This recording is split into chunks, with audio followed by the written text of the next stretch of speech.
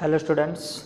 So today we are going to discuss the new topic from the chapter name AC circuit. Okay. So in the AC circuit we are going to discuss about average power in LCR circuit. What should we have to discuss here?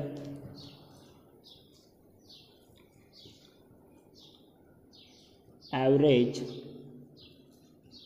power in LCR circuit. Okay, so we have discussed average power for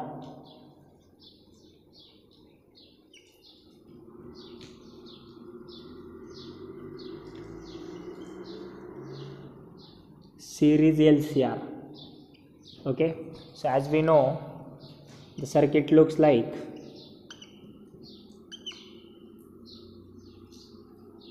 this. Okay, so which is connected with AC supply like this.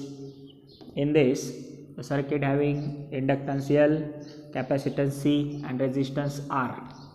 Okay, and the EMF of that source is equal to E0 sin omega t. Okay, so here EL, EMF across inductor is EL, current is constant because this series circuit, here EC and here ER. In this all we know that EMF leads current by 90 degree. So current is lag behind by EMF 90. Okay, here opposite thing is happen.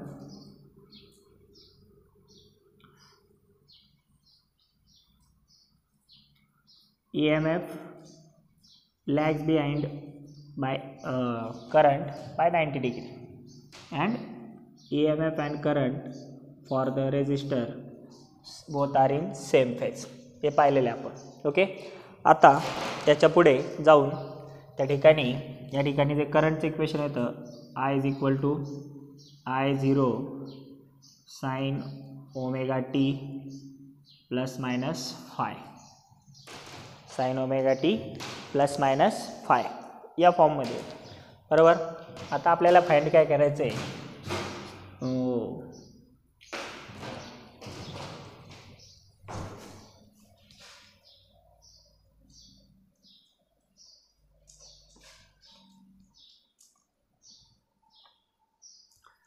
so here we have to going to find that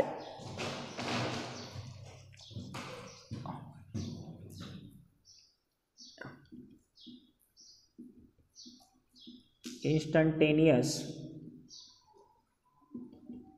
power. So how we find the instantaneous power? So this instantaneous power P is equal to E into I. Okay, so we have equation for EMF and the current. That equation is what? P is equal to E0 sin omega t, okay, into I0 sin omega t plus minus phi. Okay, so instantaneous power P is equal to what? E0 I0 sin omega t into sin omega t plus minus phi. Okay, so we have the formula for average power. So we know that yes, what average power P average is equal to what? Integration 0 to t p dt upon t, means total time taken by power to complete one cycle or work done to complete one cycle. Okay, so values काय करायचे आहेत आपल्याला ठिकाणी put करायचे आहेत. So या ठिकाणी values आपण कशा पद्धतीने पुट करणार आहोत. ठीक आहे, so look here.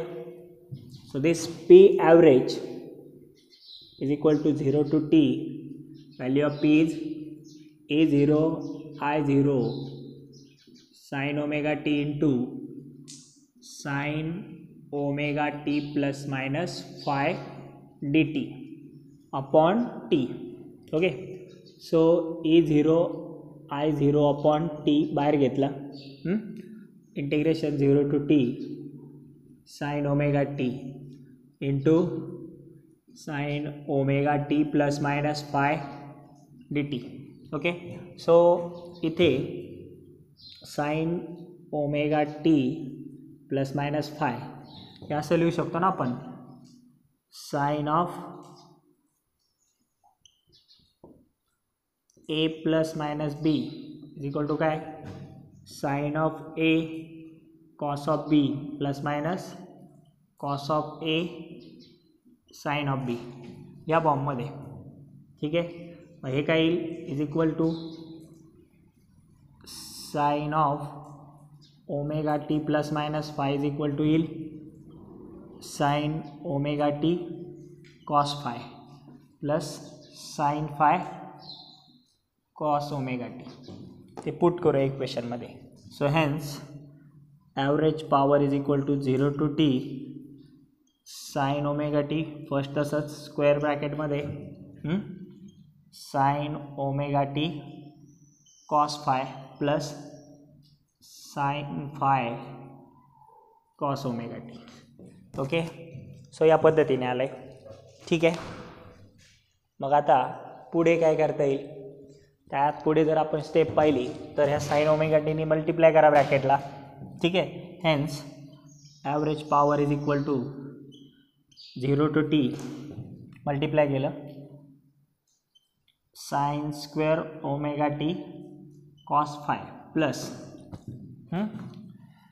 Cos omega t sine omega t sine phi into d t.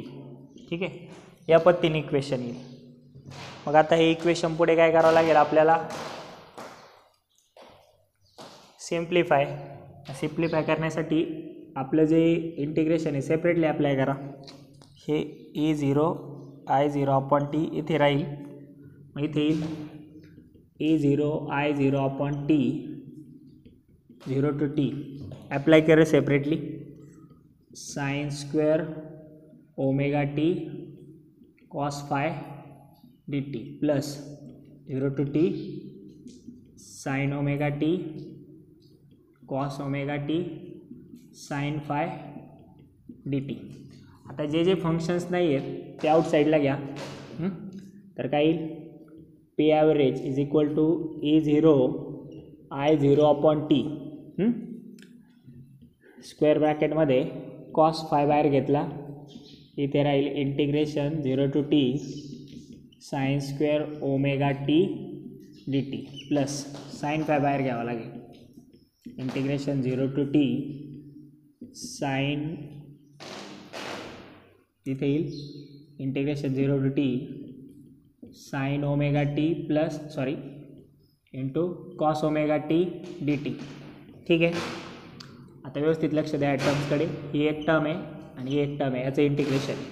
ठीक आहे, मग आता integration 0 to t sine square omega t d T integration जर सॉल्व केलं तर हे तर t/2 याला फर्स्ट म्हणूया, आणि इंटिग्रेशन 0 to t आधी तुम्हाला सॉल्व करून दिलेलं आहे sine omega t into cos omega t d t is equal to काय तर 0. सिम्प्लिफाय केलं तर तुम्ही सिम्प्लिफाय करून पाहू शकता, तुमचं इंटिग्रेशन बाय पार्ट्स अपॉइंट झालेलं असेल डेफिनेट इंटिग्रलमध्ये वगैरे.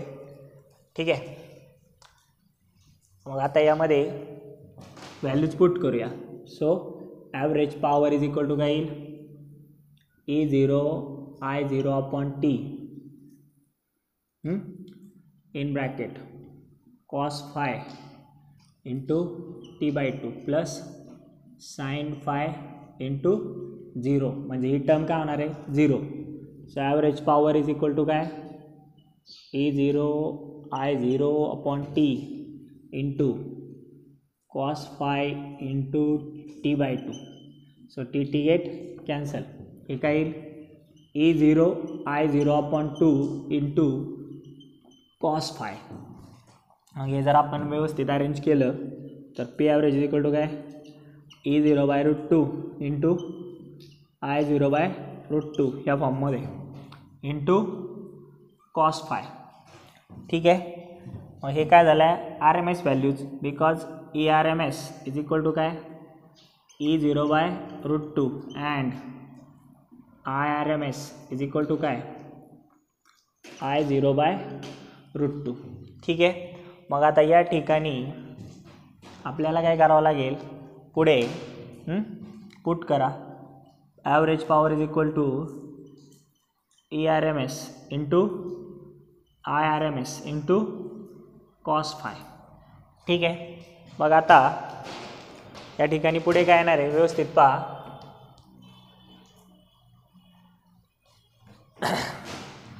आपली जी ॲव्हरेज पॉवर आहे it not only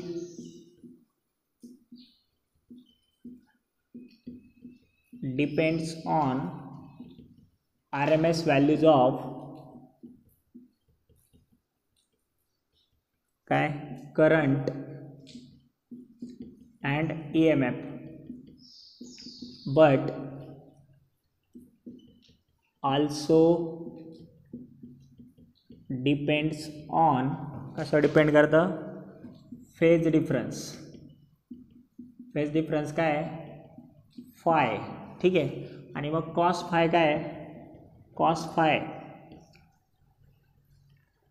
the term cos phi is called, त्या टर्मला काय म्हणतात पॉवर फॅक्टर. त्या टर्मला काय म्हटलं जातं power factor.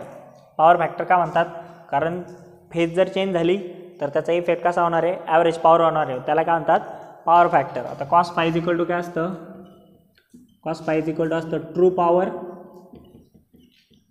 Upon apparent power. True power कशाला म्हणायचं आहे याला ट्रू पॉवर म्हणायचं आहे. जे ॲव्हरेज पॉवर आहे त्यालाच काय म्हणायचं आहे ट्रू पॉवर म्हणायचं आहे. अजून cos phi is equal to काय असतं R/Z म्हणजेच काय cos phi is equal to resistance upon impedance. काय येतं ते रेजिस्टन्स अपॉन इम्पिडन्स हे टर्म येते. ठीक आहे. मग आता पुढे त्या ठिकाणी काय येईल cos phi is equal to काय R/√R² plus XL - XC bracket square. आता जर हे सर्किट प्युअरली रेजिस्टिव्ह असेल इफ सर्किट प्युअरली रेजिस्टिव्ह. आता जनरली इथे काय होतं सगळी जी पॉवर आहे it is that only consume by the resistance. ते कसं ते ऑलरेडी सांगितलं पण इथे पण सांगतो. If circuit is purely resistive then काय येईल cos phi is equal to R/√R². कारण याच्यात काय असतं XL is equal to XC असतं. या सर्किटलाच आपण काय म्हणतो this circuit is also called as non inductive. Problem जर आला तर प्रॉब्लेममध्ये ॲव्हरेज पॉवर काढण्यासाठी या पद्धतीने तुम्ही सॉल्व करू शकता. ठीक आहे. मग आता या ठिकाणी काय येईल this cos phi is equal to R/R म्हणजेच 1 म्हणजेच फाय इज इक्वल टू किती येतं 0 डिग्री मॅक्सिमम व्हॅल्यू म्हणजेच मॅक्सिमम पॉवर या ठिकाणी फाइंड करू शकतो. ठीक आहे. आता याच्यानंतर पुढे काय if circuit is purely inductive और कॅपॅसिटिव्ह जर असेल तर दोन्हींसाठी फेज डिफरन्स किती आहे phi is equal to 90 degree आहे. मग cos phi is equal to किती येतं 0. म्हणून average power for this both is equal to काय ERMS into IRMS into 0. So it becomes 0. ठीक आहे. So the power only consume by the resistance or dissipated by the resistance म्हणजे आपण काय म्हणू शकतो, पॉवर ओनली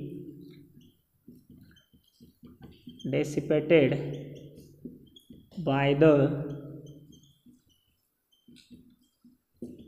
रेजिस्टन्स. ओके, तर हा पॉईंट तुमच्या लक्षात आला असेल. काही शंका असेल तर विचारू शकता. होमवर्क फक्त वेळेवर पाठवायचं आहे. अजूनही बऱ्याच लोकांचे होमवर्क आले नाही, व्हिडिओ पूर्ण पाहिजेत, फक्त ठराविक याचंच हे करायचं नाही आहे. तर तुम्हाला मी होमवर्क सांगितला होता तोच कंप्लीट करून पाठवा. होमवर्क काय होता मागच्या व्हिडिओमध्ये, 1 to 50 जे क्वेश्चन्स आहेत एक्सरसाइज सेकंड सॉल्व करा. फर्स्ट जी DPP थोडी टफ आहे, मग एक्सरसाइज फर्स्टपासून सुरुवात करूया. तर त्याचे जे डाऊट्स आहेत ते मी तुम्हाला उद्या सॉल्व करून देईल. 1 to 50 टोटल सॉल्व करायचे आहेत क्वेश्चन फॉर AC सर्किट्स. ठीक आहे. So thank you for your kind support.